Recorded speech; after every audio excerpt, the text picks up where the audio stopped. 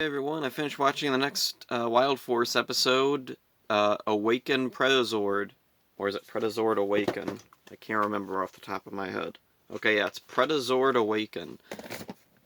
Okay, so anyway, it starts off with we see Zanaku talking to himself, then the bad guys are doing something, but the real episode begins with, oh wait, no, actually, I want to talk a little, I didn't write this in my notes, but I do want to talk about it. Alyssa is getting out of school, and Danny and Max are there to meet her when she gets out of school, and it's a cute little character moment.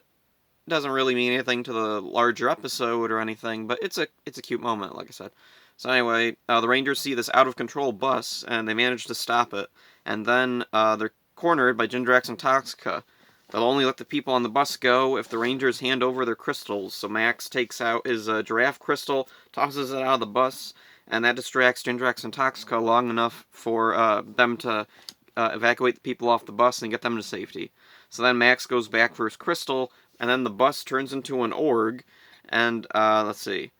Then all the Rangers end up splitting up. Alyssa, let's see, goes to help Max. The others run into Zanaku, and Cole agrees to take on Zanaku alone while Taylor and Danny go after Jindrax and Toxica to get the giraffe crystal back. And let's see. Danny is fighting with Toxica and knocks the crystal out of her hand and it falls into the water. He has to dive down to get it. And one of the really interesting things with this whole fight and this episode. Oh wow, it's really getting bright for some reason. Move that up a little bit.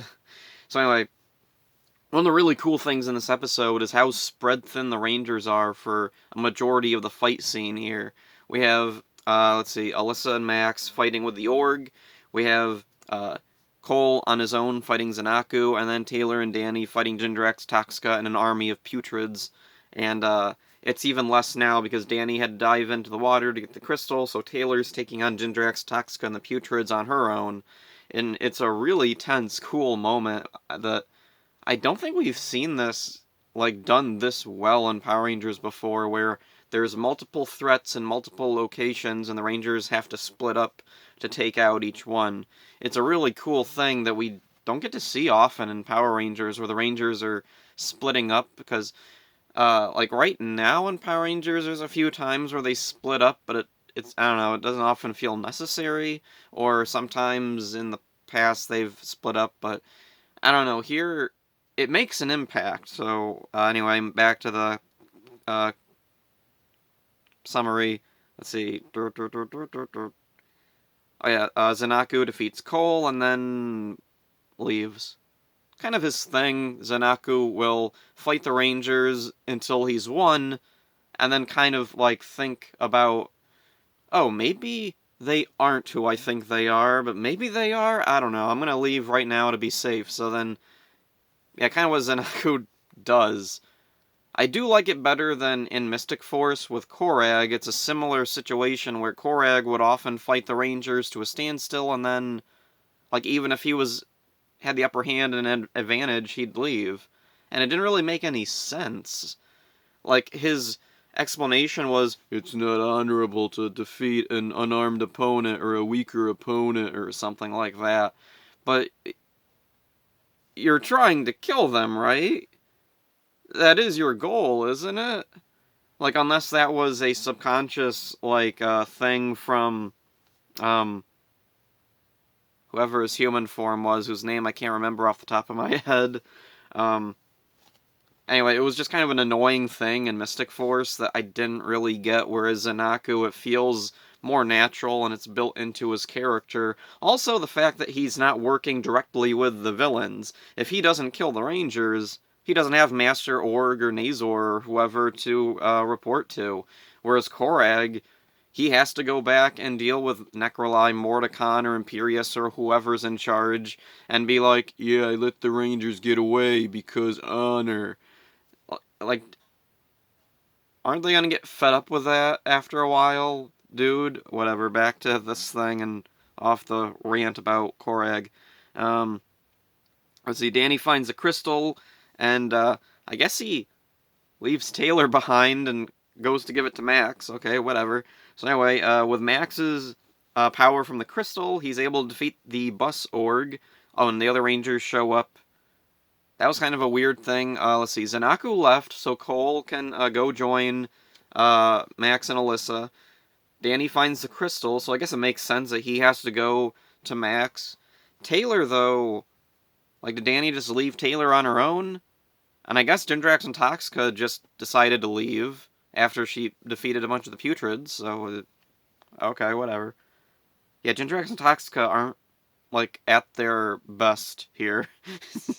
So anyway, they defeat the Bus Org, Toxica makes it grow, the Rangers call the Zords, and then they easily take out Bus Org. He wasn't a very powerful Org. Bye, dude. And then Zanaku shows up with his Dark Zords. They combine into the Predazord. And the head of the Megazord gives a clue to his identity because if you look close at the head of his Megazord, it looks very similar to the design of the Wild Force Rangers' helmets. Or it could just be a design aesthetic. At this point in the show, I remember being really little, I had no idea, like, what a new Ranger would look like. Like, at this point in Power Rangers, when I was a kid, I would assume that, yeah, there's going to be another Ranger. We got 5 right now. Up till this point, we've always had 6. Or at the very least, we've had 5 Rangers joined by a 6th character who is similar enough to a Ranger that I don't really make the distinction, like Magna Defender. So anyway, the Predazord defeats the Wild Force Megazord, and the Zords are all separated. The Rangers fall out from the Zords. Zanaku goes down and steals the Giraffe Zord crystal. And Max is sitting there shaking. He doesn't know what to do. And then Danny comes up and puts his arm on his shoulder. Never give up. And that kind of gives Max some reassurance, but you can tell, like, in his eyes and in his face that he's still, like, disappointed with himself, and he's worried about what's going to happen now. And then we get a really cool scene. Let's see, these episodes all have, like, these really cool little scenes at the end with Master Org that reveal, like, a teensy tiny bit more about who Zanaku is, and maybe possibly about himself. So then we see Master Org go up to Zanaku and he asks Zanaku, "Do you remember me?" And Zanaku says, "No, but you don't belong here." And let's see, Master Org laughs to himself. He doesn't remember. And this brings up such a cool little mystery. What does Master Org know about Zanaku? What's his connection to Zanaku? It's a really cool little thing that they're building up here. And so there's the end of the episode, and this is another really action-focused episode. We've really shifted far away from the fairy tale-esque episodes. But this is a really good episode. Of all the action-focused episodes we've gotten so far, this is definitely the best. And maybe one of the best, like, in the original first 10 seasons of Power Rangers. Like, for an episode that's, like, it's not super plot-driven, most of this is action-driven.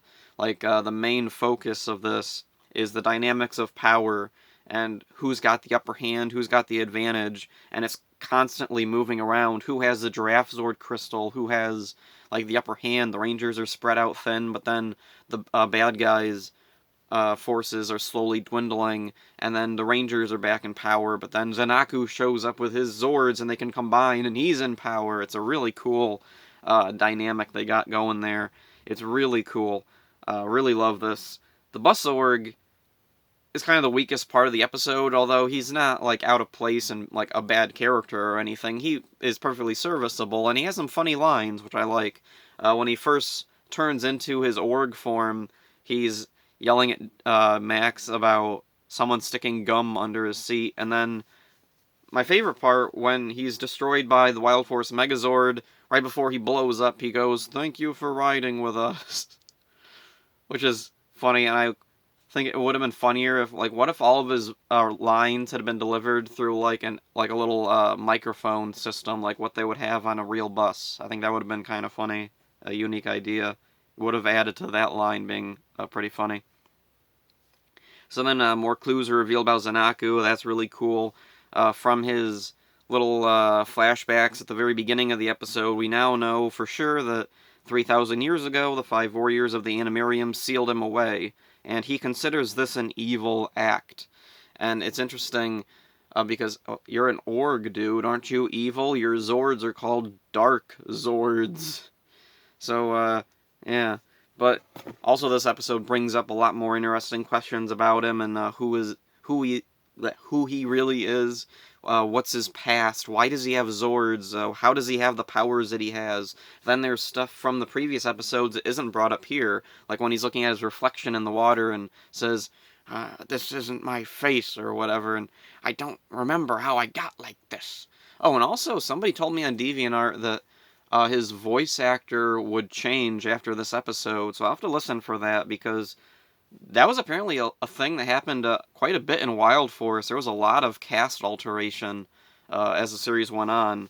I don't really know why. It might have been something to do with Disney acquiring the franchise, and maybe there were union problems. Maybe Disney was like, I don't. Maybe they were just like, I don't like this person, and they wanted them gone.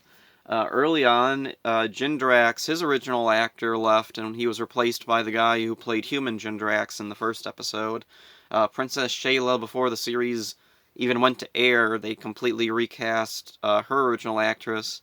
Danny's original actor was somebody completely different, and then they got rid of him, and then they brought him in because he was like the second choice or something. Oh, interesting thing. Danny's actor, Jack Guzman, I think his name is, was an extra in Star Trek Enterprise, and if you watch some early Enterprise episodes, you can see him in there. Oh, that's a neat little thing. So anyway, not really much more to say about this episode. I go to Ranger Wiki after watching the episode to look up trivia or anything interesting. There wasn't really anything too interesting. There was a little bit that talked about there's a scene where Danny's Ranger helmet has a crack on it or something. I completely missed it. I'm sure I could see it if I went back again and watched it, but I didn't really feel like doing that, so yeah. So, nothing else to say about this one. This was a really good one. I really enjoy these more action-focused episodes. So, what's the next one we got? Revenge of Zenaku. Interestingly, in the preview that plays at the end of these, I don't usually talk about the previews just because I don't really like talking about the previews, but this one's interesting because it's called Revenge of Zenaku, but Zenaku's barely in the trailer. The trailer is more about this monster that Taylor has like a prior experience with. So that'll be interesting to see if that's like actually the A plot or if that turns out to be the B plot, kind of like the bus org in this episode. So that's it for this one. Hope you enjoyed it. See ya.